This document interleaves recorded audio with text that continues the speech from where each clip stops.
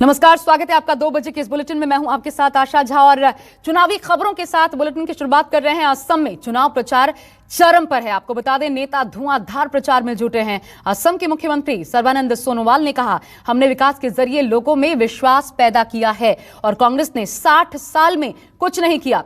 सर्बानंद सोनोवाल से एक्सक्लूसिव बातचीत की हमारे संवाददाता अमित कुमार ने। हमारे साथ असम के मुख्यमंत्री सर्बानंद सोनोवाल जी। सोनोवाल जी, आज बीजेपी ने अपना संकल्प पत्र जारी कर दिया है। क्या ऐसे संकल्प हैं जिससे आपको लगता है कि आपकी जो सरकार है, बीजेपी की सरकार है, डबल इंजन की जो सरकार है, वो दोबारा असम में आएगी? देखिए, एक आपको मालूम है कि कांग्रेस ने 7 साल तक राज किया और उन्होंने अपने कार्यकाल में असम को बिल्कुल ध्यान नहीं दिया। इसके वजह से असम बहुत पीछे रहे, नॉर्थ ईस्ट पीछे रहे। परम आदरणीय प्रधानमंत्री नरेंद्र मोदी जी ने जब प्रधानमंत्री का कार्यकाल मतलब उसकी जिम्मेदारी संभाला, तब से असम और नॉर्थ ईस्ट को देश के अंदर इतना बड़ा पहचान दिया, मजबूत बनाने के लिए इतना शक्तिशाली कदम उठाया, अलग अलग मतलब पद्धति से हमें उजागर किया, हौसला दिया, हिम्मत दिया। इसके वजह से असम नॉर्थ ईस्ट अब जाग उठा है, तो इसलिए प्रगति के रास्ते पर जोर से चलने लगा है। आपने भी देखा होगा, ए फॉर असम, ये मोदी जी का कहना है। इतना तक हमें अपना स्वाभिमान को बढ़ावा देने के लिए उन्होंने कदम उठाए, तो असम किसी भी हालत में पीछे नहीं रह सकती। अब हमें सिर्फ 5 साल का मौका मिला। 5 साल के अंदर कांग्रेस ने जो घोटाला, दुर्नीति से सारा सिस्टम को जो उन्होंने अपाहिज कर दिया था, उसी सिस्टम को फिर से जनता के हितों के लिए मजबूत बनाना हमारा सबसे बड़ा लक्ष्य था। इसलिए हमने दुर्नीति के खिलाफ निरंतर अभियान चलाया और कितने लोगों को हमने जेल में डाला, आपको भी मालूम है, आपका पास आंकड़ा है। APSC, Assam public service commission, उसका चेयरमैन 2 सदस्य अभी भी जेल में है, और जिन्होंने पैसा दे के अलग अलग पोस्ट पर उन्होंने रोजगार मतलब ये लिया था, नियुक्ति लिया था, उन लोगों को हमने अरेस्ट किया। अभी उनको अपनी नौकरी से भी डिसमिस किया और वो भी जेल में है। उसी हिसाब से हमने जनता का विश्वास सारी सिस्टम पर फिर से वापस लाया। विद्यार्थियों का हालत जो थे, उसी समय में ऐसा हुआ था कि माँ बाप को विद्यार्थी मतलब पूछा करते थे कि आप लोग हमें कहते हैं कि हमको पढ़ाई करना चाहिए, अगर हम पढ़ाई भी करें, हमारा पास पैसा ना होने के वजह से किसी भी हालत में हमें नियुक्ति नहीं मिल सकता है। तो ये हालत, ये मानसिकता को फिर से परिवर्तन लाने के लिए हमने जो मजबूत कदम उठाए, इसके लिए आज रिक्रूटमेंट आप देखिए असम के अंदर सिर्फ on the basis of merit, जितना भी गरीब फैमिली का बच्चा क्यों ना हो, आज ये बच्चों को अब ऑन मेरिट नियुक्ति मिल रहा है। So this transparency, this accountability has been set in our system. That is the biggest victory. जनता का विश्वास वापस लाना और जनता की अधिकार को भोग करने के लिए उनको एक सुविधा देना, मौका देना, ये सरकार का बड़े लक्ष्य थे और उसको हमने लागू किया। और अगले 5 साल के लिए असम को हम फिर से देश के अंदर सर्वश्रेष्ठ प्रदेश के हिसाब से हम खड़ा करना चाहते हैं। तो इसलिए संकल्प, ये संकल्प में वही रखा है। लेकिन उसमें देखा, जैसे कि कांग्रेस ने 2000 महिलाओं को देने की बात की, तो आपने 3000 देने की बात की। बात है, देखिए, कांग्रेस 2 लाख, कांग्रेस का वादा तो सिर्फ कागज में रह जाएगा, लेकिन हमारा वादा हकीकत में लागू किया जाएगा। यही हमारा और कांग्रेस का बीच में अंतर है। ये कांग्रेस हमेशा वादा करती है, they make commitment to be forgotten, but BJP में commitment to get it implemented. Congress से राहुल गांधी कह रहे हैं कि जो 5 उनका जो गारंटी है वो पूरा गेम चेंजर है, एक तरह से पूरा, खास करके जो आप राहुल गांधी को पूछिए, चाय बागान की मजदूरों का समस्या के बारे में आप कभी डिटेल में आप इंटरव्यू लीजिए, उसका सवाल कीजिए, चाय मजदूर का समस्या क्या क्या है। एक आप कम से कम, क्योंकि इन दिनों में मैंने देखा प्रियंका हो, राहुल हो, चाय बागान को ज़्यादा ही ध्यान दे रहा है, उनको मालूम है, लेकिन शायद वो भूल गए 7 साल उन्होंने राज किया, 7 साल के अंदर साय बागान का मजदूर का हालत क्या थी और आज क्या है। अब परिवर्तन देखिए, हमने साय बागान की जो मजदूर रहते हैं उसको लाइन बोलते हैं, बागान में गांव नहीं बोलते, लाइन। एक एक लाइन में 100-150 लोग रहते हैं। उनके कार्यकाल में कितना नाजुक स्थिति थी उनका, सड़क नहीं थी, पीने का पानी नहीं थी, बिजली नहीं थी, लेकिन हमने बिजली देने का काम किया, सड़क बनाया और हर मजदूर के लिए अकाउंट खुला गया है। और हमारी सेंट्रल गवर्नमेंट और स्टेट गवर्नमेंट के स्कीम डीबीटी करके 100% उनको देने का हमने व्यवस्था किया। संकल्प पत्र भी क्या है उनके लिए, जो टी गार्डन के जो मजदूर हैं उनके लिए क्या है, क्योंकि 365 रुपए देने की बात तो कांग्रेस कर रही है, गारंटी दे रही है। हमारा तो कंटिन्यूअस प्रोसेस है। हम लोगों ने जो कर रहा, अभी देखिए 119 हाई स्कूल हमने प्रतिष्ठा करने का काम किया है।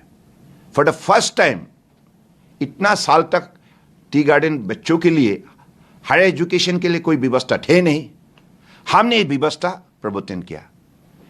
तो इससे आपको अंदाजा हो ही गया शायद, क्योंकि BJP is committed for everybody, सबका साथ, सबका विकास, सबका विश्वास। वेजेस के लिए क्या होगा उसके, क्योंकि वेजेस तो हमने 5 साल के अंदर 80 रुपया बढ़ाया। आप कांग्रेस को सवाल कीजिए 7 साल में कितना बढ़ाया, प्लीज उनको सवाल कीजिए। राहुल गांधी, प्रियंका गांधी बोल रहा है, तो 7 साल उन्होंने कितना बढ़ाया उसका हिसाब लीजिए ना। तो हमारा हिसाब तो स्पष्ट है, 50 रुपया और 30 रुपया, कुल मिला के 80 रुपया बढ़ाया। साथ साथ में बाकी हेल्थ की सिलसिले में और शिक्षा के सिलसिले में और उनकी यानी कि प्राइम मिनिस्टर आवास योजना के लिए, मतलब सौभाग्य में बिजली देने का और उजाला में गैस देने का अलग अलग स्कीम हमने लागू किया उनके लिए। और सबसे बड़ी बात, क्योंकि अभी साय बागान की मजदूरों का बेटा बेटियों के लिए हमने ट्रेनिंग व्यवस्था प्रवर्तन किया, ट्रेनिंग, ताकि वो एपीएस, मतलब हमारे जो एपीएससी का जो एग्जामिनेशन होता है, कॉम्पिटिटिव एग्जामिनेशन, इंडियन रेलवे का हो, बैंकिंग का हो और यूपीएससी का हो, इनके लिए पार्टिसिपेंट करने के लिए उनके लिए हमने नया ट्रेनिंग व्यवस्था शुरू किया है। और उनके लिए स्कॉलरशिप और उनके सेल्फ एम्प्लॉयमेंट के लिए सरकार की तरफ से 25,000 एक एक युवा को, और सेल्फ हेल्प ग्रुप के लिए, महिलाओं के लिए हमने पैसा देने का काम किया। यानी कि कुल मिला के साय मजदूरों के लिए हमने जो व्यवस्था लागू किया है, इसके जरिए उनका अपने आप विश्वास जाग उठा है अभी। और उनको पहली बार के लिए ऐसा कोई सरकार मिला है जो सरकार उनके लिए चिंता करे, उनके लिए काम करे। अब अगर बात करें कांग्रेस की, कांग्रेस और बदरुद्दीन कितनी बड़ी चुनौती है सरकार के लिए, बीजेपी के लिए? देखिए एक बात है, ये तो देश का दुश्मन है, दोनों, कांग्रेस हो या अयोध्या बदरुद्दीन हो, देश का दुश्मन है। जो विदेशी घुसपैठियों के लिए काम करता है वो देश का कभी भी शुभ चिंतक नहीं हो सकते, देश का दुश्मन है। इसलिए हमने उनका जो गठबंधन को अनहोली अलायंस हमने घोषित किया है। तो इसलिए इस देश का दुश्मन को खत्म करना हमारा सबका लक्ष्य है, और इस चुनाव में जनता ने उसी दिशा पर कदम उठाने के लिए तैयार है। बदरुद्दीन इस बार जिस तरह से लड़ रहे हैं, जिस तरह से बातें कर रहे हैं, वो तो आपको लग रहा है कि एक बड़ा फैक्टर बन के चुनाव में एक बड़ा मुद्दा बदरुद्दीन है, क्योंकि बीजेपी के भी भाषण में बदरुद्दीन का नाम होता है? तो नहीं, मतलब है जो देश का दुश्मन है, जो देश के हिफाजत के लिए काम नहीं करते, ऐसी राजनीतिक पार्टी के खिलाफ तो आवाज उठाना, कदम उठाना हमारा सबका फर्ज बनता है। तो इसलिए आज जनता के सामने उनके जो चेहरा दिखाने का काम हमने किया है, जो हकीकत में सही है। इन्होंने शुरुआत से ही विदेशी घुसपैठियों की हितों के लिए काम करते आए हैं, और भविष्य में उनका एजेंडा साफ है। वो अगर जीत के आएंगे तो उन्हीं का भलाई के लिए काम के लिए, हमारे देशवासियों के लिए नहीं। तो इसलिए उसको जैसी भी हो हमको रुकना होगा और सबको मिलकर इसके खिलाफ लड़ना होगा। घुसपैठी का मुद्दा पहले भी था, पिछले चुनाव में भी था, इस बार भी है एनआरसी की। लेकिन जब आपके जो संकल्प पत्र में एनआरसी की बात है कि थोड़ा बदलाव के साथ एनआरसी, तो क्या उसको डाइल्यूट करने की बात हो रही, क्या उसका मतलब? नहीं, एनआरसी तो हमें एक ऐसा एनआरसी प्रस्तुत करना है जिसमें सिर्फ देशवासियों का नाम हो, देश के नागरिक का नाम हो, भारतीय नागरिक का नाम हो। एनआरसी उसी हिसाब से प्रस्तुत करना चाहिए, तैयार करना चाहिए। लेकिन जो एनआरसी पब्लिश किया गया उसमें काफ़ी गलतियां हैं, हमने देखा है, हम जनताओं ने भी देखा है, सबका शिकायत है कि एनआरसी को सुधारना चाहिए।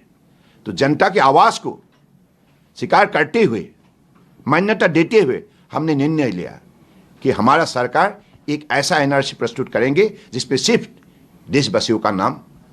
राहुल गांधी कहते हैं कि सरकार बनते ही सबसे पहले सीए को खत्म किया जाएगा, यहाँ पे लागू नहीं होने देंगे असम में। ये तो भ्रम पैदा कर रहा है, जो हकीकत में वो कर नहीं सकते। एक चीज बताइए कि राहुल गांधी और के साथ साथ प्रियंका इस बार बहुत प्रचार कर रही है।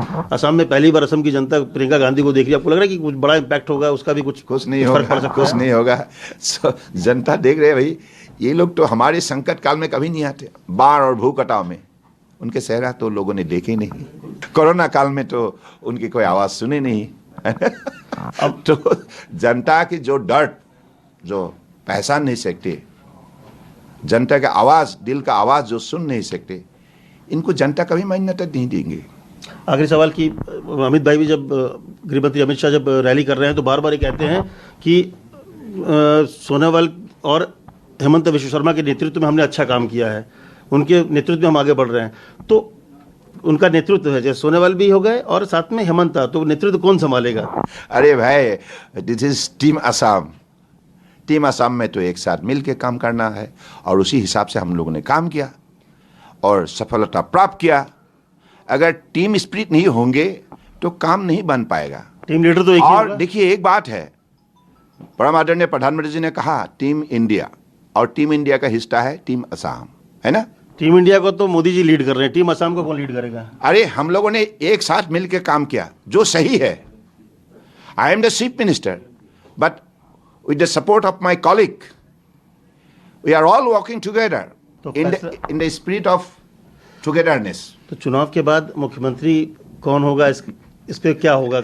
इसमें पत्रकारों को ज्यादा चिंता है, हमारे पार्टियों की चिंता नहीं है भाई।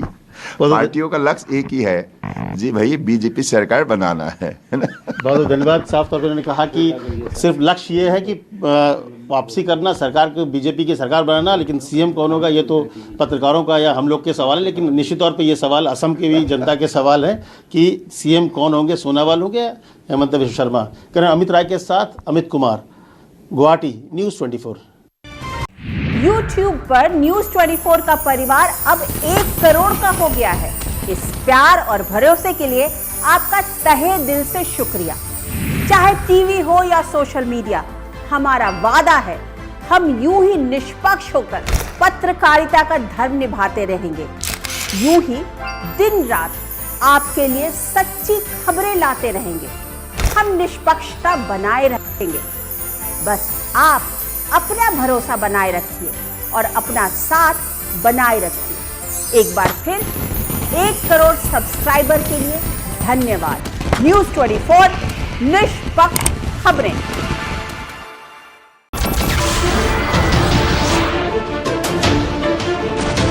नमस्कार, मैं हूं मानक गुप्ता। अगर आपको हमारा ये वीडियो पसंद आया हो तो इसे लाइक और शेयर जरूर करें, और हां, हमें सब्सक्राइब और फॉलो करना ना भूलें ताकि आप देश और दुनिया की कोई खबर मिस ना करें। तो जुड़े रहिए हमारे साथ और देखते रहिए न्यूज़ 24।